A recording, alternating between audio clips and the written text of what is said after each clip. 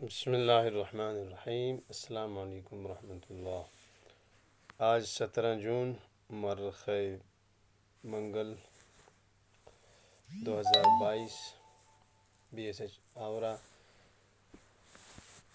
درجہ 9ویں کی کلاس تا بہارستان اردو حصہ شاعری۔ عزیز طلبہ، کل آپ نے دیکھا تنہا انصاری سے متعلق ان کی شخصیت اور ان کی شاعری پر مختصر سی اور لازمی گفتگو کی گئی۔ امید آپ نے اس کو نوٹ کیا ہوگا۔ اور غزل اول کی تشریح بھی، اور اب غزل ثانی دوسری غزل کی مختصر سی تشریح دیکھ لیجئے۔ امید اس کو بھی آپ سن کر بغور اپنی اپنی کاپی پر نوٹ فرمائیں گے۔ غزل نمبر 2 کے کل 5 اشعار ہیں، اور پہلا شعر مطلع کے بغیر ہے، البتہ اس کا آخری شعر دیکھیے، اسے مقطع ہے، چونکہ اس میں تنہا تخلص انہوں نے نقل کیا اپنا۔ کہا کہ تیری فرقت میں مجھ پر ہر گھڑی جو گزرتی ہے، سمجھتا خود ہوں لیکن تم کو سمجھانا نہیں آتا۔ شاعر کا یہ شعر بالکل واضح ہے کہ کہنا یہ چاہتا ہے کہ تیری جدائی میں مجھے مسلسل ایسے درد اور تکلیف رہتی ہے تکلیف کہ محسوس تو کرتا ہوں، لیکن بات یہ ہے کہ میں تمہیں سمجھا نہیں سکتا، یا تو مجھے سمجھانا نہیں آتا، یا میرے پاس اس درد کو بیان کرنے کے الفاظ نہیں ہیں، یا یہ کہ تم سے درد کا شکوہ کر کے کچھ فائدہ نہیں ہوگا۔ کوئی بھی بات ہو سکتی ہے تینوں میں سے شاعر کے ذہن میں۔ بہرحال تو لیکن تیری فرقت یعنی جدائی میں مجھ پر ہر گھڑی میں جو گزرتی ہے، ہر گھڑی یعنی ہر لمحہ، ہر وقت، سمجھتا خود ہوں لیکن تم کو سمجھانا نہیں آتا۔ میں گل ہوں مسکراتا رہتا ہوں طوفانوں کے عالم میں، یعنی میں پھول ہوں، اور آپ جانتے ہیں پھول کھلتا ہے، ہر حال میں اس کی پنکھڑیاں کھلی رہتی ہیں۔ طوفانوں کے عالم میں ہوائیں کتنی تیز و تند ہوں لیکن پھول کھلا رہتا ہے۔ اسی طرح سے تشبیہ دیا اپنی زندگی کو کہ میں بھی، مجھ پر کتنے مصیبتیں، کتنے مصائب، کتنے دکھ درد آتے رہیں، لیکن میں پھول کی طرح مسکراتا رہتا ہوں۔ خزاں کے تند جھونکوں میں بھی مرجھانا نہیں آتا۔ خزان کے مناتے پتجھڑ کا موسم، جب ہر چیز خشکی کی طرف مائل ہوتی ہے اور پتے جھڑنے لگتے ہیں، بہاریں رخصت ہوتی ہیں، تو کہنا چاہتے ہیں کہ خزاں کے تیز جھونکوں میں بھی میں مرجھاتا نہیں ہوں۔ حالانکہ جس پھول سے، جس گل سے تشبیہ دی ہے، وہ پھول بہرحال خزاں کے تھپیڑوں سے اور خزاں کے اور موسم پتجھڑ کے تیز جھونکوں میں مرجھا جاتے ہیں، لیکن میں پھولوں سے اس معاملے میں آگے ہوں کہ مجھے خزاں کے تند جھونکے بھی مرجھا نہیں سکتے، یعنی کہ مجھے بڑے بڑے مصائب اور مصیبتیں بھی آئیں، میں تب بھی مرجھاتا نہیں ہوں، یعنی دل شکستہ نہیں ہوتا ہوں بلکہ خوش رہتا ہوں بظاہر۔ شکستہ ناؤ اپنی اور موجوں کا تلاطم ہے، ہو کچھ بھی ساتھیوں مجھ کو تو گھبرانا نہیں آتا۔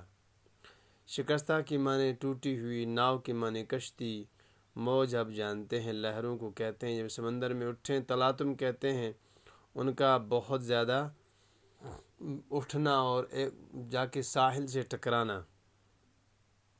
تو کہنا یہ چاہتا ہے کہ میری کشتی ٹوٹی ہوئی ہے، حالانکہ جب سمندر میں موجیں تلاطم پر ہوں اور بھنور بہت تیز ہو تو پھر کشتی مضبوط چاہیے تاکہ منزل کو انسان پا سکے اور سمندر کو پار کر سکے، عبور کر سکے۔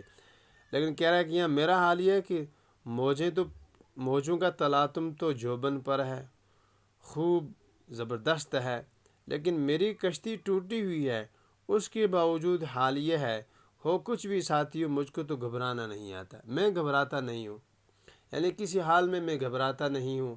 مطلب یہ ہے کہ زندگی کا سامان جینے کو میرے پاس مختصر ہے، لیکن اس کے باوجود بھی زندگی کے مصائب سے میں گھبراتا نہیں ہوں۔ جتنا سامان زیست اور زندگی کا سامان ہے، اسی کے سہارے اور اسی کی مدد سے میں دنیا کی زندگی کو زندگی اور دنیا کے ہنگاموں میں اپنے آپ کو پار لے کے جا رہا ہوں، لیکن گھبراتا نہیں ہوں۔ چٹانوں کو ہٹانا ٹھوکروں سے مجھ کو آتا ہے، مگر نازک سی امیدوں کو ٹھکرانا نہیں آتا۔ اور اپنے مزاج کے اس تضاد کو بیان کرتے ہیں کہ ایک تو عجیب تضاد میرے مزاج میں یہ ہے کہ کتنی بڑی چٹانیں آ جائیں، کتنے بڑے پہاڑ آ جائیں میرے سامنے، لیکن میں کبھی گھبراتا نہیں، ٹھوکروں سے بڑے بڑے پہاڑوں کو ہٹا دیتا ہوں۔ اپنی ہمت اور اپنے عزم کو بتلا رہے ہیں کہ میں اتنا باہمت واقع ہوا ہوں، میں اتنا باعزم انسان ہوں کہ بڑی بڑی چٹانوں اور پہاڑوں کو ہٹا دیتا ہوں۔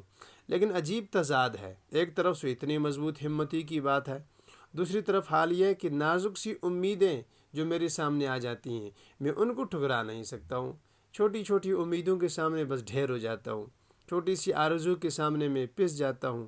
یہ عجیب تضاد ہے میری طبیعت کا، ایک طرف سے تو بڑے بڑے پہاڑوں سے ٹکرا جاؤں، لیکن یہاں سے امیدوں کا حال یہ ہے، آرزوؤں کے، چھوٹی چھوٹی آرزوؤں کے نیچے دب جاتا ہوں۔ تڑپنے ہی میں لطف زندگی حاصل ہوا تنہا، تڑپتا خود تو ہوں اوروں کو تڑپانا نہیں آتا۔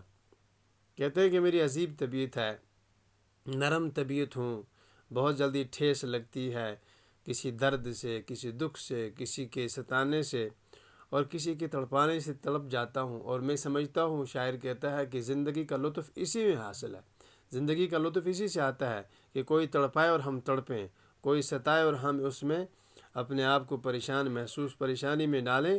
لیکن عجیب بات ہے کہ دوسروں کو تڑپا نہیں سکتا ہوں، خود تو مصیبت سے تڑپ جاتا ہوں، خود تو مصیبت سہ لیتا ہوں، لیکن انتقامی جذبہ میرے اندر نہیں ہے، دوسرے کو میں تڑپاتا نہیں ہوں، دوسرے کو پریشان نہیں کرتا ہوں۔ دیکھا آپ نے دونوں اشعار میں مقطع تو ہے لیکن مطلع دونوں اشعار میں، دونوں غزلوں میں نہیں ہے۔ بہرحال یہ مختصر سی تشریح ہوئی تنہا انصاری کی غزل نمبر 2 کی۔ انشاءاللہ کل ہم بچوں اس سبق سے متعلق سوالات اور ان کے مختصر سے جوابات پڑھیں گے۔ تب تک کے لیے خدا حافظ۔ امید آپ ان کو اپنے کاپیوں پر نوٹ فرمائیں گے۔ السلام علیکم ورحمۃ اللہ۔